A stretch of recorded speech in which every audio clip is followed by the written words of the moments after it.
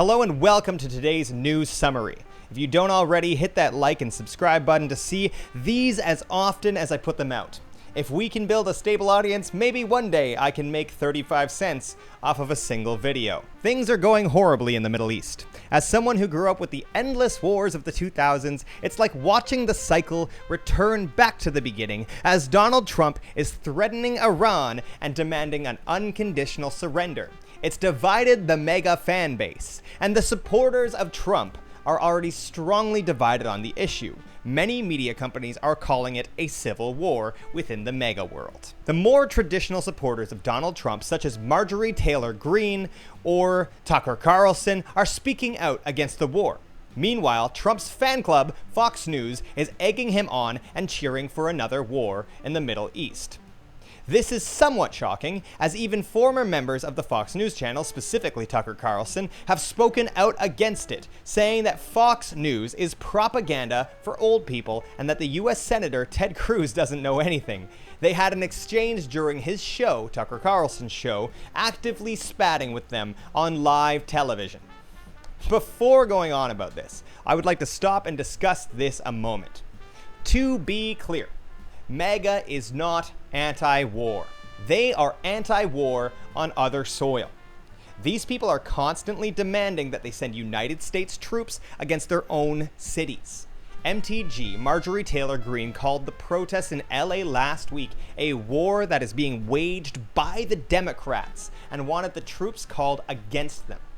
Other major mega influencers, I don't know who this guy is, have been calling for violence against protesters and to suppress them. This white guy, also don't know his name, said it's time to retake the cities of the country. It's time to use force.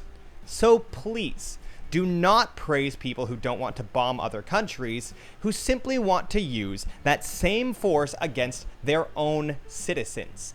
They are messed up and should not be praised. Meanwhile, Canada and the rest of the world's response to this has been abysmal. The G7 leaders, ever the great men and one woman, thank you Italy for electing a woman, they said that they support Israel's right to defend itself against the people they're aggressing.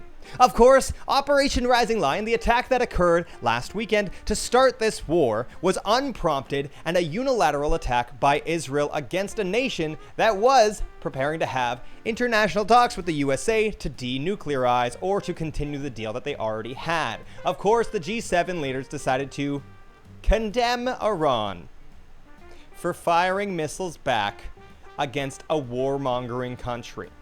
As of this video, 585 are dead in Iran, as well as 1,277 injured, with 239 of those dead being civilians. Israel has suffered devastating losses as well, with 14 dead, according to the AP. And they've crippled hospitals and critical infrastructure in Iran. But hell, we in the West, who possess 45% of the entire world's wealth between the 7 countries in the G7, we should condemn Iran. That makes sense. Don't get me wrong. Iran's regime is an oppressive, absolutist, totalitarian theocracy that oppresses its people and is violent against those who say anything against the state. However, this has nothing to do with that and has everything to do with the fact that civilians are being killed. Israel's continued violence and interest in starting wars with new nations is leading to their civilians being killed, their military being killed, as well as substantial, inhumane losses on every other side. Meanwhile, Canada has decided to shake hands with Narendra Modi and normalize relationships with India. Canada's Secret Intelligence Service is warning that they're a huge danger and will probably continue working to undermine Canadian democracy, just like they did during the election against liberal and conservative candidates. Poilievre won during a time when they were interfering with the conservative election, although it seems that he would have won regardless and it did not affect the outcome. However, they are continuing to interfere themselves with Canadian democracy and should not be trusted. Canada has also committed to giving another $4.3 billion to Ukraine to continue helping their war effort. This comes after Mr. Trump said at the G7, where everyone is associated with Ukraine, and where everyone wants to give more money to Ukraine, and where everyone unilaterally agrees that it is Russia who started this war and continues perpetuating this war. Well, Donald Trump claimed that it was unfair that they kicked Putin out of the G7, formerly the G8, when he annexed Crimea. It is pretty clear that Mr. Trump is an ally of Russia and not democracy. Not that we're that great. The Liberal Party is also showing huge signs of changing positions around Gaza, and Carney is at the center of it. The party is currently satiated with his approach. A report from the Hill Times indicates that there is still a ton of personal feelings around the subject on both sides of the discussion. In Quebec, Legault spoke out about his recent unpopularity, saying he understands that people are disappointed, but it has given him energy to work very hard to restore the trust of the Québécois.